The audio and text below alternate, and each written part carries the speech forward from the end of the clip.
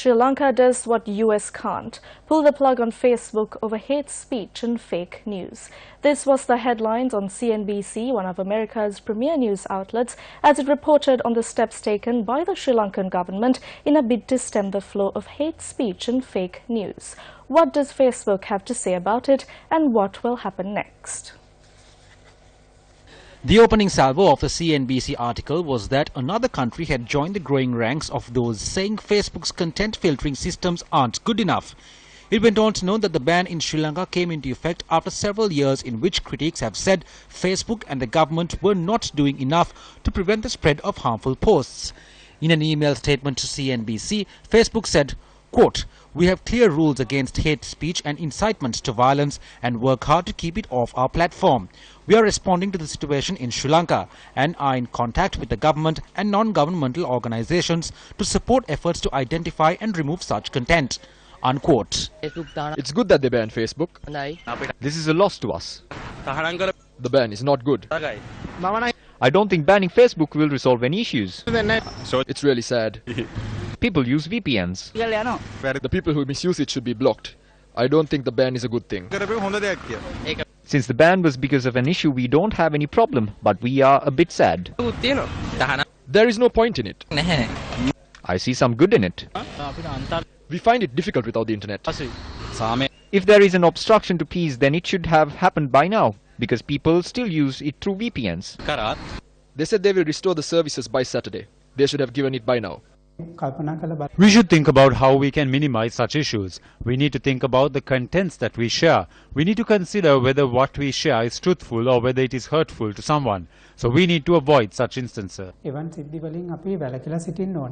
ban on social media and messaging services has also had an adverse impact on tourism as well as internet-based businesses. It is the government's opinion that if they are to lift the ban, those social media sites must provide some sort of assurance to the government that they will take steps to prevent such things from occurring again. This is a great loss to the nation. There are tourists who come to the country as well as students from overseas. I spoke with the Facebook Asia Pacific Director of Policy who is based in India.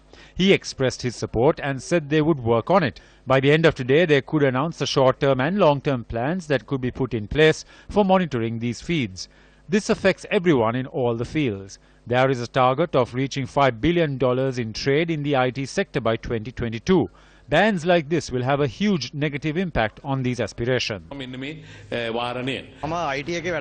I work at a digital marketing company. Banning Facebook means that companies like ours will struggle. A lot of the business of our company is run through Facebook. We can't take WhatsApp calls. We cannot deal with our foreign clients. We are in a lot of trouble. Normalcy has returned to the day-to-day lives of the people. Why does the government insist on curbing these forms of social media even at a time like this? We are against it.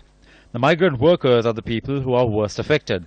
They live thousands of miles away. Back then we spent around 100 to 150 rupees a minute just to talk with them. But with new technology coming in, communication became easier.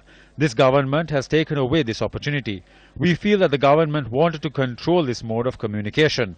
They had the need and then used this opportunity to do it. It's more difficult to stay in touch with my family at home if I am not allowed to use social media, and I don't think it's a useful tool to fight terrorism, because there are a lot of ways to connect via internet, and if you don't want to block all of the internet, people will use the internet to interact with each other. I think it's important for people to talk to each other and to exchange opinions to what happened, about what happened in Kandy. The southern province is a tourist zone. The ban has had a serious impact on the industry. It has gone to the extent where bookings have been cancelled. Guests ask us if websites have been banned in Sri Lanka. We told them that this was due to the incidents that happened. We said that the government would rectify it soon. The tourists asking us questions like this makes us uncomfortable as well. Meanwhile, the lawyers' organization National Collective lodged a complaint with the Sri Lanka Human Rights Commission against the move to ban social media sites. We came before the Human Rights Commission today because we see this as a violation of the right to free speech enshrined in the Constitution. A release issued by the All Island Motorcycle Riders Association notes that they had taken steps to lodge a complaint with the UN Human Rights High Commission as the decision to impose a ban on social media sites had violated the rights of over 4.5 million social media users. The Telecommunications Regulatory Commission meanwhile states they are yet to reach a decision on when the ban on Facebook and other social media sites will be lifted. As soon as this issue is resolved and the situation improves, we will lift the ban.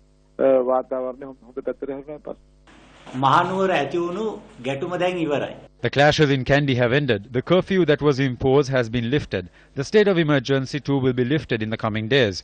But the ban on Facebook has not been lifted. Why is that? The government is attempting to control the anti-government sentiments under the guise of controlling hate speech. Therefore, don't expect this ban to be lifted anytime soon.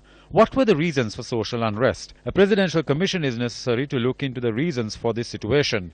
However, there is no point in appointing a commission, Honorable President, because the commission will have no power. Honorable President, we the Pivituruhela Urume urge you to appoint a commission nevertheless, not only to investigate the incident, but the reasons behind it.